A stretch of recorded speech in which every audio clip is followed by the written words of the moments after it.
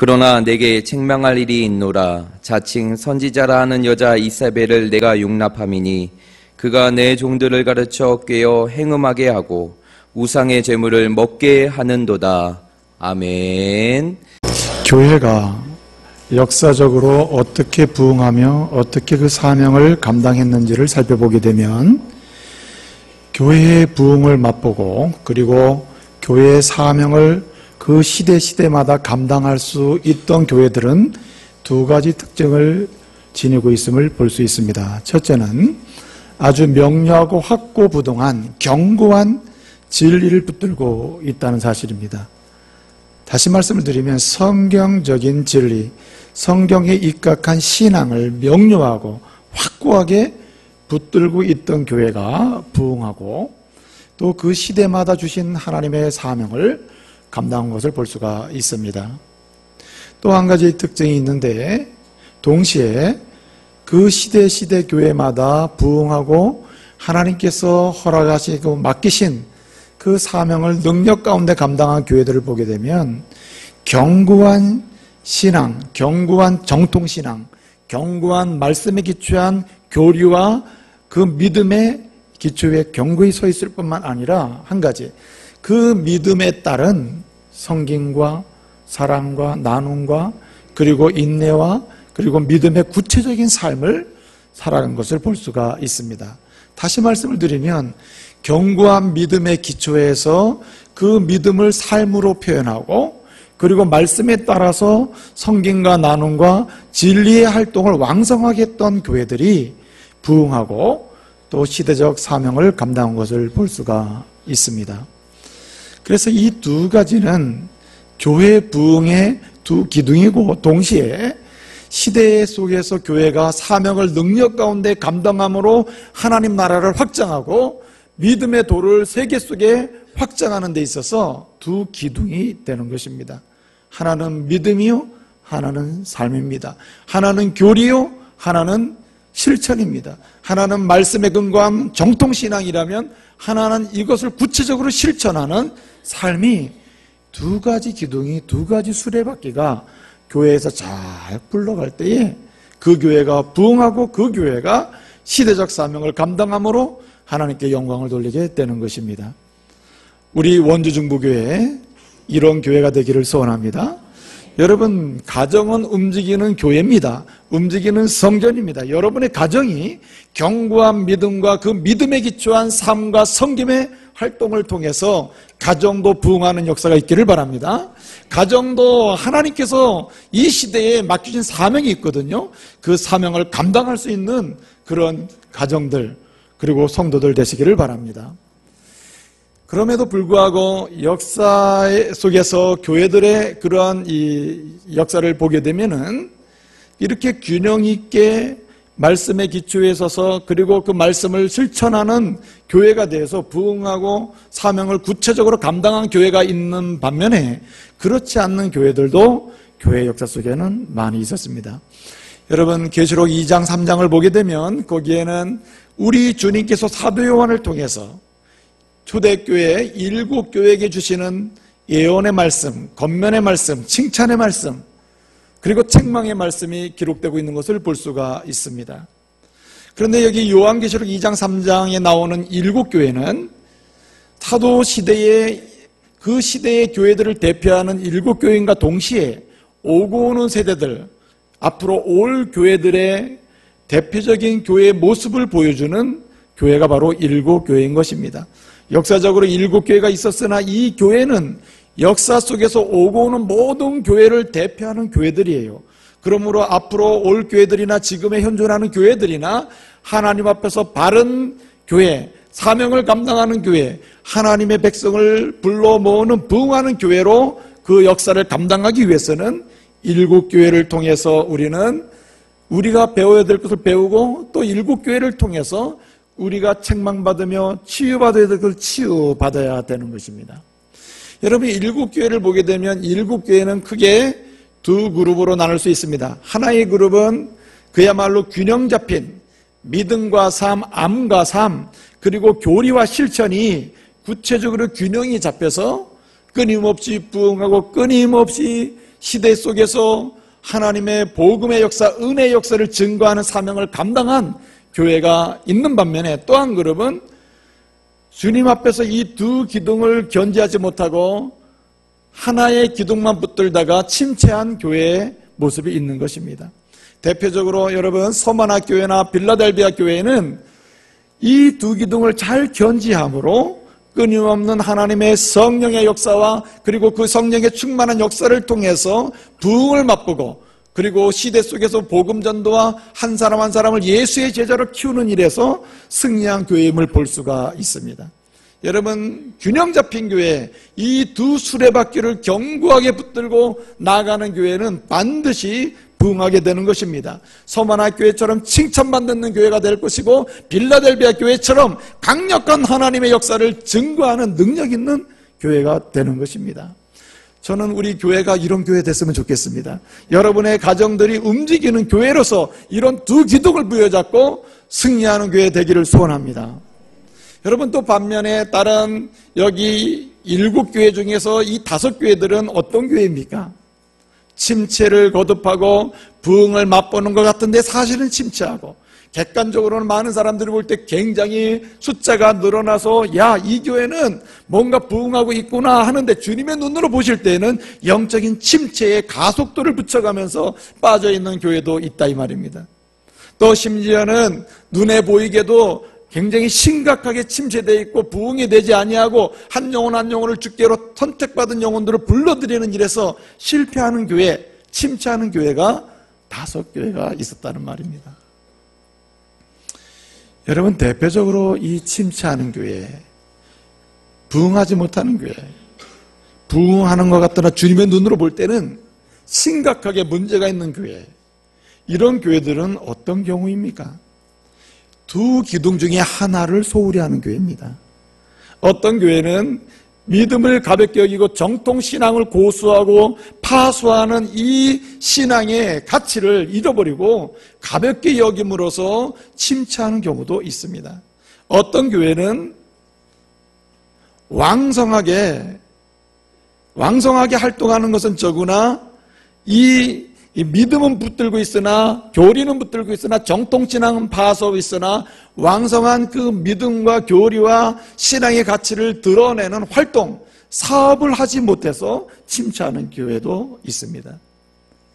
여러분, 이 5교회 중에 대표적인 2교회가 있는데, 그 첫 번째 교회가 에베소 교회이고 두 번째 교회가 오늘 우리가 읽은 두아디라 교회입니다.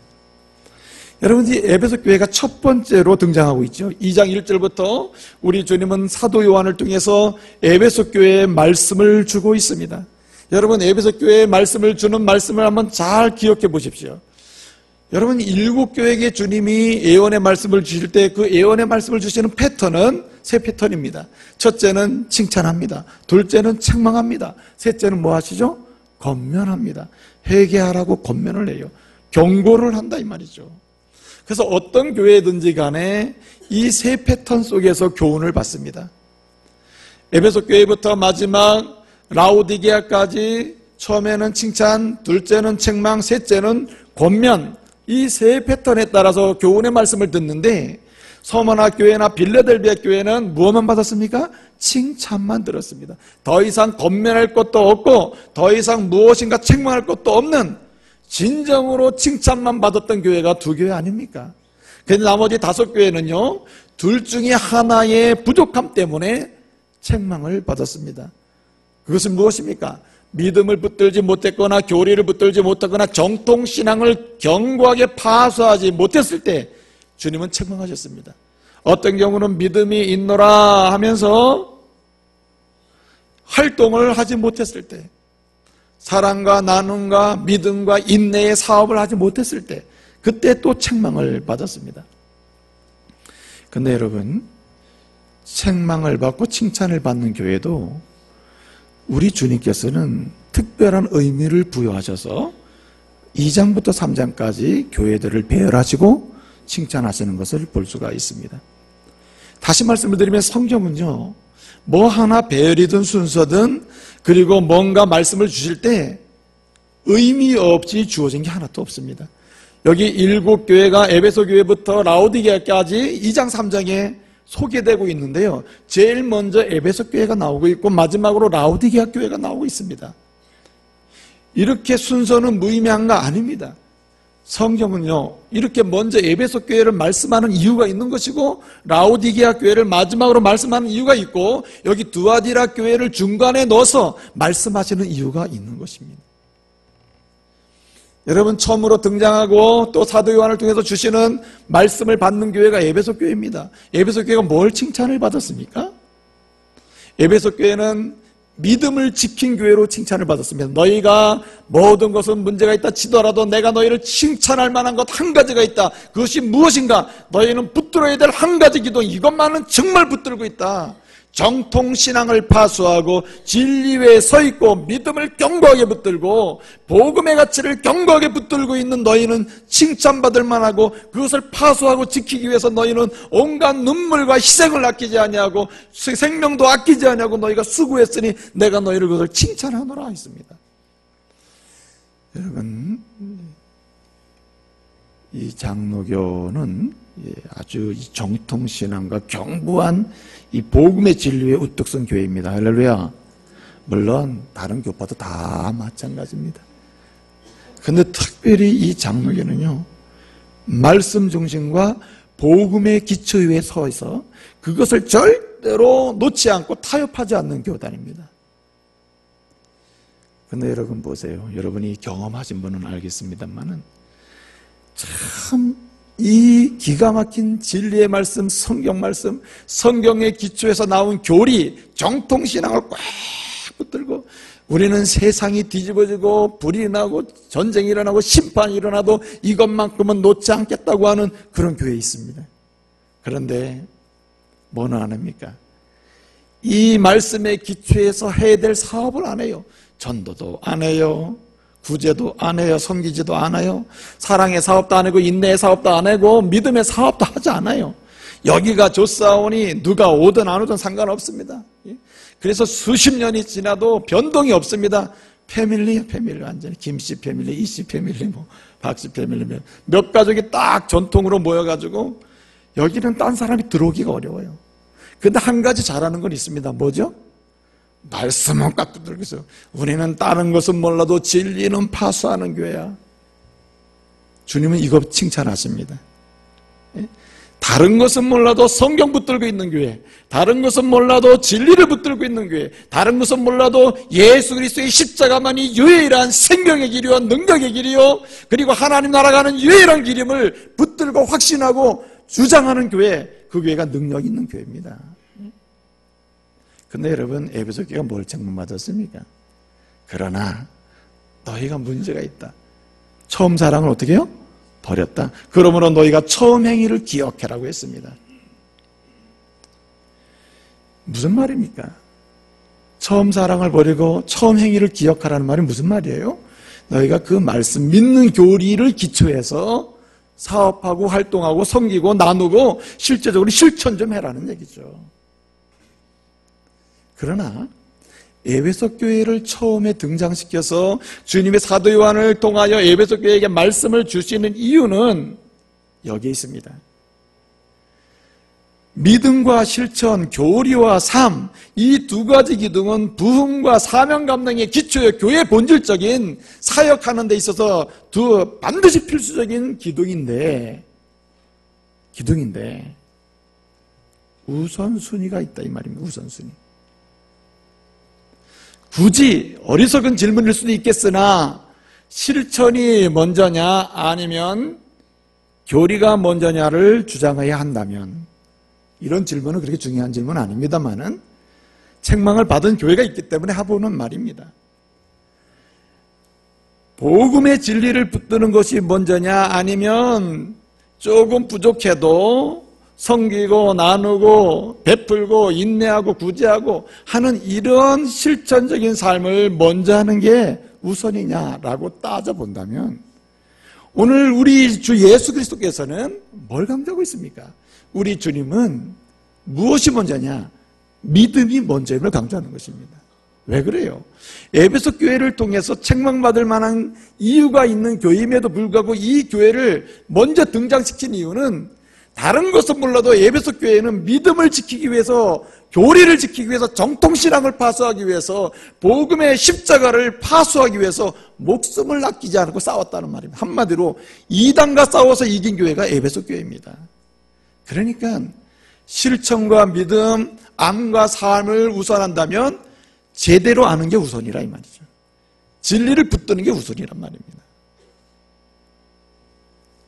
근데 여러분, 반대로 오늘 두아디라 교회가 있습니다. 여기 두아디라 교회도 책망을 받고 칭찬을 듣고 책망받고 권면을 받았습니다.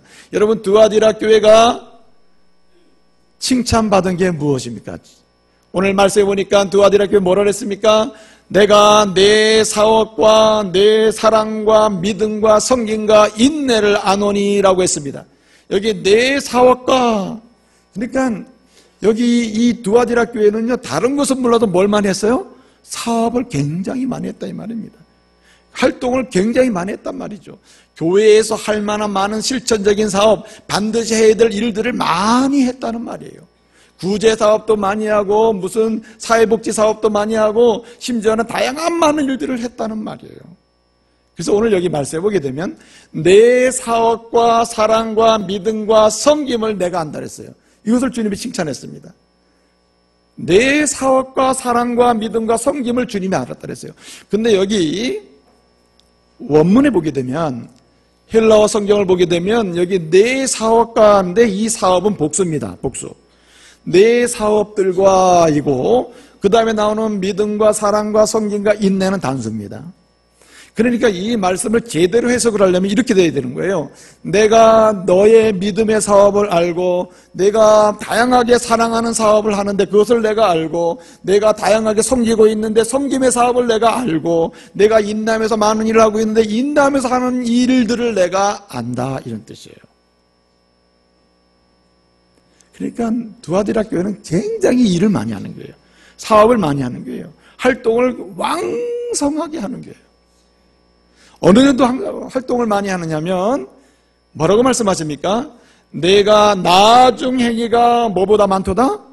처음 것보다 많도다 그랬어요. 나중 행위가 처음 것보다 많도다 그랬어요. 여기 나중 행위로 오늘 말씀이 번역되어 있는데, 이 행위는 다른 말로 하면은 내 나중 사업들이 처음에 한 사업보다 더 많다는 말입니다. 여러분, 그 헬라어 성경 원문에 보게 되면요, 내 사업과 사랑과 할 때 그 사업도 에르가는 일의 복수입니다. 일들이라는 뜻이에요. 그 다음에 내 나중 행위가 할 때, 내 나중 행위가 처음 행위보다 많다고 했잖아요. 그 내 나중 행위가 할 때 그 행위도 헬라어 원문은 에르가, 일들입니다. 그러니까 단지 한글로 번역을 할 때만 사업들, 행위들 이렇게 번역을 하는 거예요. 그러니까 말은 같은 말이에요. 말하자면 내가 안다, 너의 사업을 안다, 사랑의 사업도 하고 믿음의 사업도 하고 섬김의 사업도 하고 인내의 사업도 굉장히 많이 하면서 교회에서 활동이라고 하는 활동은 다 한 교회가 두아디라 교회예요. 그 정도가 어느 정도라고요? 처음에 한 사업보다 해가 거듭할수록 나중이 더 많아졌어요. 여러분, 요즘에 교회, 칭찬받는 교회, 사회로부터 참 잘한다는 그런 좋은 말 듣는 교회가 어떤 교회입니까? 사업 많이 하는 교회 아닙니까? 사회복지 사업, 구제 사업, 무슨 뭐 장학 사업, 무슨 사업 많이 하는 교회가 사회로부터, 그죠? 참 좋은 교회다, 이렇게 말을 듣잖아요. 근데 말입니다, 아무리 많은 사업을 하더라도, 아무리 사회복지가 뛰어나고 구제 사업을 하고 교회가 할 만한 지역사회에 기여할 수 있는 다양한 사업을 하더라도 이 하나의 일을 못하면 그 사업은 교회가 하나만 한 사업이 돼요. 무슨 말입니까? 오늘 여기 두아디라 교회는 모든 사업을 했습니다. 사업을 참 많이 했어요. 성공적으로 사업을 했어요. 그러나 이 한 가지 사업을 못했어요. 그것이 무엇입니까, 여러분? 영혼 구원하는 사업을 못한 겁니다. 영혼 살리는 사업을 못한 거예요. 복음을 전해서 이 택한 백성을 주께로 돌아오게 하는 일이나 죄와 사망 가운데 빠져있는 자로 하여금 그리스도의 복음을 전해서 구원받게 하는 일을 못했다는 거예요. 이 사업에선 실패한 교회예요. 여러분, 아무리 교회가 세계 속에서 빛나는 사업들을 한다 하더라도 복음 전하는 사업에 모든 것을 드리거나 투자하지 아니하고 여기에서 성공적이지 못하다면 모든 사업은 주님이 보실 때는 침체일 뿐이에요. 침체일 뿐이에요. 그럼 왜 두아디라 교회는요 모든 사업을 잘했는데 영혼을 구원하는 사업을 못했을까요? 왜 한 영혼 한 영혼을 주께로 돌아오게 하는 생명을 구원하는 사업과 하나님 나라를 확장하는 사업을 못했을까요? 왜 못했을까요? 믿음을 붙들지 않았기 때문이에요. 진리를 붙들지 않았기 때문입니다. 실천은 있으나 교리가 없고, 실천은 있으나 정통신앙을 파수하지 못했기 때문이에요. 실천은 있으나 사업은 많으나 뭐는 없는 것입니까? 복음이 없는 것이에요. 복음이 점점 약화되는 것입니다. 요즘은 종교다원주의 시대예요. 종교의 가치를 상대적으로 평가합니다. 상대적으로. 절대적으로 종교의 가치를 말하지 아니하고 상대적으로 말하는 시대가 됐어요. 기독교에도 구원이 있다면 불교에도 구원이 있다고 말해요. 그러나 구원이라고 하는 길에서는 같이 만나니까 서로 협력하자고 얘기해요. 저는요 작년 12월 성탄절 때 참 좋은 화분, 예수님 성탄을 기념하여 이렇게 꽃을 보내드립니다. 아주 좋은 꽃을 좀 받았어요. 부럽죠? 참 예쁜 난 같은 거 보니까 참 좋더라고. 그런데 그 꽃 중에 가장 화려한 꽃, 아주 난도 그렇게 화려한 난을 처음 봤어요. 그냥 기가 막힌 난이 하나 딱 왔다고 저한테. 그 꽃을 보낸 순간, 야, 우리 예수님 탄생을 이렇게 누가 축하했는고 보니까 원주에서 가장 유명한 주지께서 보내주셨어요. 원주에서 가장 유명한 그 절의 스님께서 보내주셨어요. 제가 그 꽃을 받기 전에 2주 전에 그런 얘기를 들은 적이 있습니다. 저도 이런 꽃을 받았는데 저도 이렇게 꽃을 보내드리겠습니다. 그리고 화답을 하기로 했고 앞으로 대화를 많이 하기로 했다고. 좋습니다. 인사할 수 있고 나눌 수는 있습니다. 그러나 여러분, 진리는 하나예요. 구원의 길도 하나예요. 생명의 길도 하나입니다. 십자가 외에는 다른 구원의 길이 없는 것입니다. 우리의 죄를 깨끗이 하고 정케하는 길은 그리스도의 보혈의 피밖에 없는 거예요. 이것 이외에 다른 것을 말하면서 대화를 한다면 대화는 있을 수 없는 거예요. 여러분 보십시오. 왜 두아디라 교회가 그렇게 다양한 활동과 사업을 많이 하면서도 주님께 책망을 듣습니까? 해야 될 사업을 못했기 때문이죠. 왜 그 사업을 못했을까요? 진리를 놓치니까 못하는 거죠. 복음이 뭔지를 모르니까, 복음이 점점 약화되고 이것도 진리요 저것도 진리요 그렇게 되다 보니까 어떡합니까? 복음을 말할 필요성이 떨어지는 거죠. 그러니까 무슨 사업이 약화됩니까? 영혼 구원 사업이 약화되는 거죠. 여러분, 주님께서 피로 값주고 사신 교회가 이 시대에 이 때마다 세워지고 있는 이유가 무엇입니까, 여러분? 구제사업 하라는 말입니까? 사회복지를 증진시키라는 말입니까? 정치 제도를 뭔가 기가 막히게 만들어내라는 말입니까? 아니에요. 교회의 본질적인 목적은 영혼 구원입니다. 한 영혼을 살려내는 택함받은 주의 백성들을 주님께로 돌아오게 하는 것입니다. 이 일에서 우리가 귀를 기울이지 않으면 교회는 흔들리게 되는 것입니다. 여러분, 두아디라 교회는 모든 일을 잘했으나 이 에베소 교회가 붙들고 있는 복음의 진리를 붙들지 못한 거예요. 십자가를 붙들지 못한 거예요.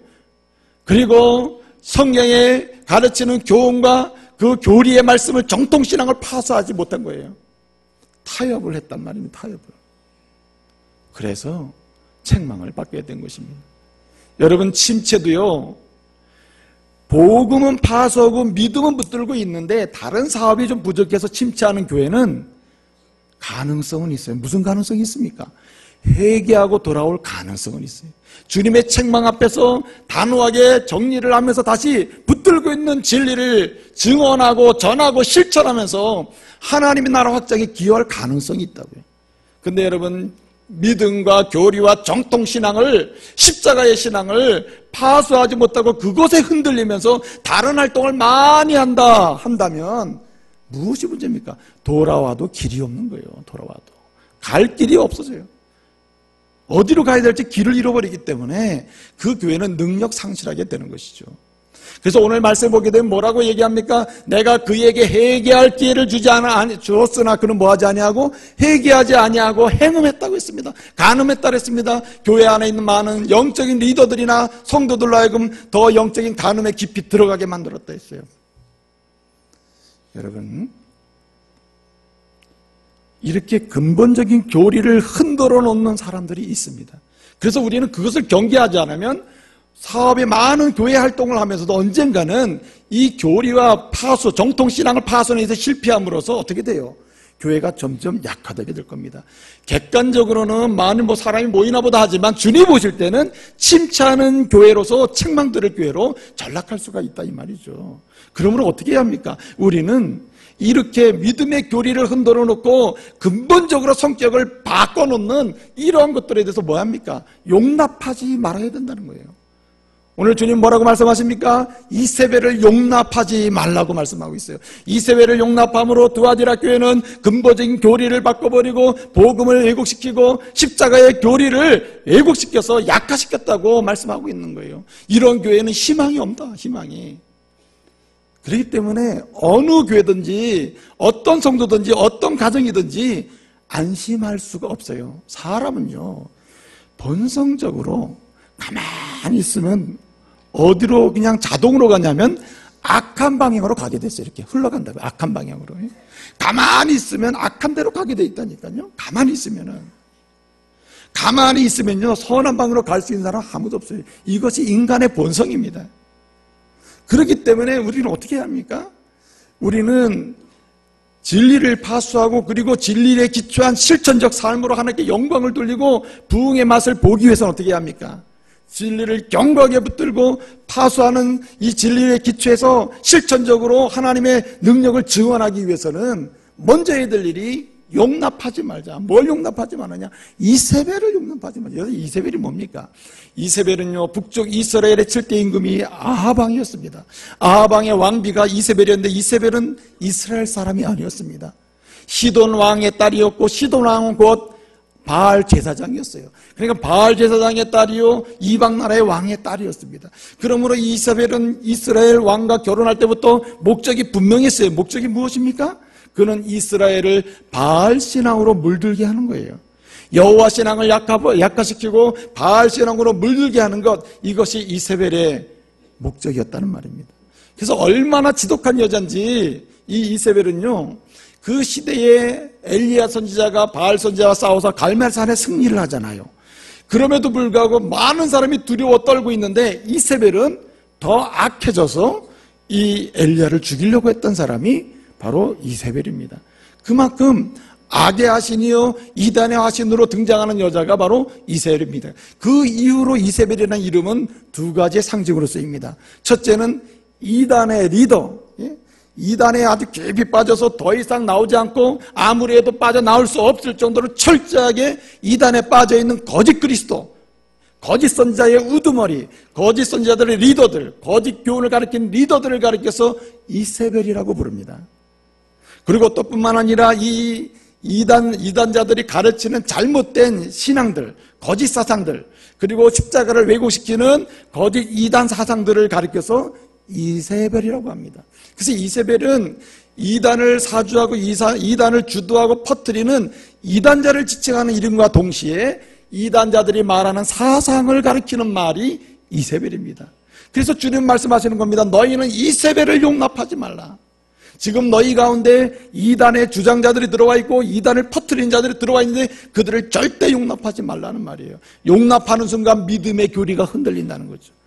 믿음의 교리 속에, 복음의 교리 속에 어떻게 다른 것이 들어와서 약화시킨다는 거죠. 그렇기 때문에 저와 여러분은 오늘 이 시대의 이세벨을 경계해야 합니다. 이세벨을 용납하지 말아야 돼요. 그러기 위해서 어떻게 해야 합니까, 여러분? 이세벨을 알아야 돼요. 이단자들을 알아야 되고 이단의 사상을 알 필요가 있습니다. 이단은 말입니다, 몇 가지 중요한 특징을 가지고 있어요. 하나는 과도하게 사랑을 합니다. 여러분, 이단이 처음에 들어오게 되면요 특별히 약하고 병들고 부족한 사람을 찾아가서 뭐합니까? 교회가 하지 못하는 특별한 사랑을 집중적으로 쏟아붓습니다. 사람은요, 사랑을 받아도 사랑에 갈급해 산다고. 그러니까 여러분, 정말 진리의 기초에 있어서 그리스도의 복음으로 감동하면서 살기 위해서는 어떻게 됩니까, 여러분? 너무 사랑에 갈급하지 마세요. 사람들로부터 받는 사랑 갈급하지 말라고요. 따라합시다. 그리스도의 사랑으로 감동하자.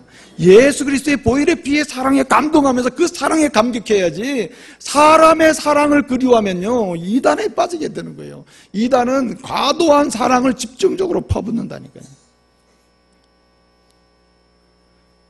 여러분, 마태복음 7장 15절에 뭐라고 그랬습니까? 마태복음에서 주님 말씀하시기를 이단은 못해요. 뭐의 옷을 입고? 예? 양의 옷을 입고 다가와서 하는 짓은 뭐 한다고요? 노력하는 일이라고 했어요. 그래서 사랑은 양의 옷을 입은 겁니다, 이단이. 그래서 이단들이 입을 사랑, 양의 옷이란 사랑이에요, 사랑. 관심입니다. 사랑과 관심의 옷을 입고 오늘 다가와가지고 우리를 유혹하는 거예요. 그래서 과도한 사랑이 느껴질 때 어떻게 해야 합니까? 우리는 피해야 되는 거예요. 이렇게 질문해야 돼. 당신 혹시 이세벨 아냐? 이래야 된다 이거죠. 여러분, 과도하게 어떤 남자가 나한테 다가와서 굉장히 친밀하게 한다면 그 사람은요 남성 이세벨이에요. 어떤 여자가 과도하게 저한테 다가와가지고 뭐 목사님 뭐 이러면서 굉장히 뭐 서비스를 하고 뭐 굉장히 과도하게 그런다면 내 속으로는 질문해야 돼요. 혹시 이 사람은 뭐 하냐? 이세벨 아냐? 이래야 된다 이거죠. 과도한 사랑과 과도한 관심의 접근은 이단의 특징이에요. 또 뿐만 아니라 여러분, 이단은 어떻습니까? 항상 새로움을 가리키고 새로운 것을 말합니다. 오늘 말씀에 보면은 믿음을 지킨 소수의 사람들에도 평가를 하는데 뭐라 합니까? 그들은 사단의 깊은 것을 받지 않았다 그랬습니다. 사단의 깊은 것이 무엇입니까? 이단들이 말하는 우리는 새로운 것이 있다는 거예요. 새로운 것이 있다. 항상 이단에 빠지는 성도들 보면 신비주의에 빠져서 새 것을 추구해요. 기도해도 교회에서 기도하면 은혜 못 받고 기도원 가서 기도에 은혜 받는다는 사람이 있고, 꼭 자신이 섬기는 교회에서는 말씀에 은혜가 없다고 꼭 다른 교회 가야 은혜 받는다라고. 꼭 저한테 그러는 분이 있어요. 목사님 어디 교회 갔더니 은혜가 그렇게 되더라고요. 제가 평생에 처음 그런 은혜 받았다고. 저희 교회에서 10년 그렇게 신앙생활 해놓고 그렇게 얘기하면 제가 얼마나 씁쓸하냐고, 얼마나 스트레스 받아요. 평생에 그런 은혜 처음 받았대네. 그래서 제가 뭐라 그러다가 참아야죠. 어떡합니까? 그리고 말하는 거예요. 새로운 은혜는 없다. 여러분, 진리는요 새로운 게 진리가 아니라 변함없는 게 진리예요. 할렐루야. 십자가의 진리는 어제나 오늘이나 동일해요. 2000년 전에 십자가의 진리나 복음의 진리나 예수 그리스도의 보혈의 피의 은혜는요 차이가 없어요. 남들이 들으면 변함이 없고 옛날에만 반복되는 얘기 같아요. 그러나 영원히 변함이 없는 게 진리예요. 십자가를 각색하고 그리스도를 각색하고 보혈의 피의 은혜를 각색하는 게, 그래서 새롭게 만들어내는 게 그게 이단이라 이 말이죠. 약속의 목자는 오직 주님밖에 없는 것입니다. 그러나 말합니다. 약속의 목자는 시대마다 있는 것이다. 그리고 오늘의 이 시대의 약속의 목자는 특별히 한국 땅에서 왔다. 그 사람이 누군가 하니 누구야? 이만희다. 그러니까 약속의 목자가 새 시대마다 온다니까 또 그리로 가는 것이죠. 이만희가 약속의 목자면은 차라리 내가 약속의 목자라겠다. 약속의 목자는 주님밖에 없는 거예요. 이미 계시는 끝났어요. 예수로 끝이 나고 성경으로 끝이 났어요. 십자가로 끝이 났어요. 복음으로 끝이 났어요. 그리스도의 피로 끝이 났어요. 여기에는 더 이상 사람이 더해질 공간이 없다 이 말이죠. 새로운 것을 말하는 것은 그것은 거짓이에요. 새로운 것은 없습니다. 여러분, 이단은 또 어떻습니까? 이단은 그래서 편을 가르는 겁니다. 너희에는 진리가 없고 우리에게만 있다. 편 갈라지잖아요. 우리에게 오면 구원이 있고 너희에게는 구원이 없어. 이렇게 말하잖아요. 작년에 10월인가요? 신천지에 빠진 기존 교회에서 신천지에 빠져서 넘어간 장로들, 기존 교회에서 장로 안수 받고 간 사람들이 있거든요. 그 사람들이 서울 프레스센터에서 기자회견을 했습니다. 그 기자회견을 하면서 한 얘기가 뭐냐면은 우리는 드디어 진리를 만났다. 누구를 통하여? 약속의 목자를 통하여 만났다. 그렇게 얘기를 했어요. 그러면서 인터뷰를 했습니다. 어떤 기자가 이렇게 질문했어요. 그래, 그렇다 쳐요. 그러면 왜 그렇게 약속의 목자 만나서 구원을 얻는다고 믿으면 저 믿지 않는 사람들에게 가서 전도를 해가지고 구원받게 하지 왜 하필이면 교회 가서 그러냐고. 추수꾼을 파송해서 그렇게 하는 말이 급한 건 교회에 있는 사람들이에요. 이게. 왜? 교회에 있는 사람들이면 잘못된 교리를 붙들기 때문에 빨리 가서 추수를 해야 되는 거죠. 그리고 하나님이 마주신 곳이 교회이기 때문에 거기가 바로 밭이라 이거예요. 그래서 뭐라 합니까? 편을 가르는 것이죠. 여러분, 여기 두아디라 교회에 이세벨이라고 하는 여자가 처음에 실제 인물이 있었을 겁니다. 근데 이 이세벨로 별칭되는 이 여자가 처음에 들어올 때는 어떻게 들어왔겠습니까? 아무도 모르는 거죠. 들어와서 이 여자가 하기 시작한 일은 뭡니까? 진리를 나누는 겁니다. 십자가의 진리를 반조각 나눈 거죠. 예수의 피의 은혜를 반조각 내는 것입니다. 그리스도의 완전성, 완전한 은혜의 능력을 반조각 내는 거예요. 그러면서 어떻게 하면 자꾸 이간질을 하는 것이죠. 기존의 목회자를 무능하다, 무력하다, 들을 게 없다고 얘기하는 거예요. 그렇기 때문에 우리는 두 번째로 어떻게 해야 합니까? 이단을 알아야 된과 동시에 이단을 어떻게 해요? 드러내고 멀리해야 할 줄로 믿습니다. 이단은 드러내고 멀리해야 합니다. 디도서 말씀을 통해서 뭐라고 얘기합니까? 바울은 디도에게 보낸 편지에서 만약에 이단이 발각되거든 그들에게 어떻게 해요? 한두 번 권면을 하고 그들을 어떻게 해요? 그들과 가까이 하지 말라고 했습니다. 사도 요한은 뭐라 그랬습니까? 요한이서 1장 10절 11절 이하에서 뭐라 그랬어요? 너희가 만약에 이단을 발견하면 그들을 드러내는데 어느 정도까지 해야 되느냐? 그들을 어떻게 해요? 인사도 하지 말라 그랬어요. 인사도, 만약에 인사하는 자는 그 악한 일에 뭐 하는 자냐? 참여하는 자라고 했어요. 참여하는 자. 그래서 사도 바울은 고린도 교회 성도들에게 뭐라고 얘기합니까? 세상에서 외에는 하나님이 다 교회 안에 있는 사람 알아서 처리하신다. 그러나 악한 자 이단은 교회가 뭐 해야 된다고요? 쫓아내라고 했습니다. 쫓아내라고. 네? 그렇기 때문에 성도는 이단이 발견되고 이단이 확인되면 한두 번 권면을 하고 그들을 어떻게 돼요? 경계하고 멀리해야 됩니다. 교회는 어떻게 해야 합니까? 확실하게 추방을 해야 돼요. 추방을. 예? 많은 사람들이 교회가 어떻게 그럴 수 있냐고 그냥 기다려줘야지. 그러다 보면 어떻게 됩니까? 누르게 확산이 퍼지는 거예요. 이단의 교리가 퍼지는 것입니다. 이단이. 제가 3주 전에 서울에 무슨 모임에 갔습니다. 갔더니 목사님들 입에서 회자되는 이야기가 많은 이야기 회자되고 있어요. 그 이야기 첫 번째 주제가 뭐냐면 서울에 이름만 대도 아는 큰 교회가 있습니다. 10,000명이 이상 모이는 큰 교회가 있어요. 근데 그 교회에서 3,000명을 연초에 다 정리를 해요. 3,000명. 그 3,000명 중에는 장로도 있고 권사도 있고 집사도 있고 다 많아요. 3,000명을 정리했어요. 그 교회는 어떤 교회나 우리 교회 이단을 올려면 와라, 올려면 오라, 가려면 가라 이러던 교회입니다. 그렇게 큰 소리 치던 교회예요. 그 교회가 놔뒀더니 어떻게 됐다는 말입니까? 교리가 흔들리고 믿음이 흔들려 3,000명의 사람들이 거기에 다 올매에 걸린 것입니다. 늦었지만 어떻게 합니까? 늦었지만 정지를 한 거죠. 그래야 교회가 어떻게 해요? 교리가, 정통신앙이, 십자가신앙이, 복음의 신앙이, 예수 그리스도의 피의 신앙이 유지되고 그 이후에서 은혜를 나눌 수 있기 때문이죠. 그러면 우리는 그냥 단호해야 하는 것입니다. 여러분, 이단은 기다려서도 안 돼요. 시간을 줘서도 안 돼요. 저희 교회가 실수하고 무능했던 것들이 바로 이런 겁니다. 기다리는 거예요. 6개월 1년 기다렸더니 어떻게 됐습니까? 우리 교회가.